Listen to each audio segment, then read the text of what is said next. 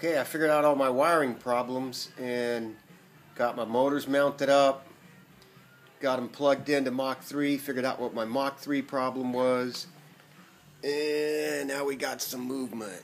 I'm trying to hold that steady.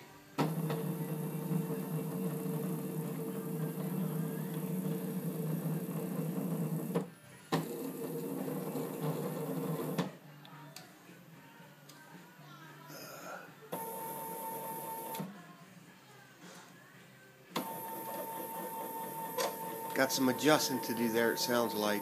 So I may have some binding in that axis. I'm not really sure. I gotta look at that.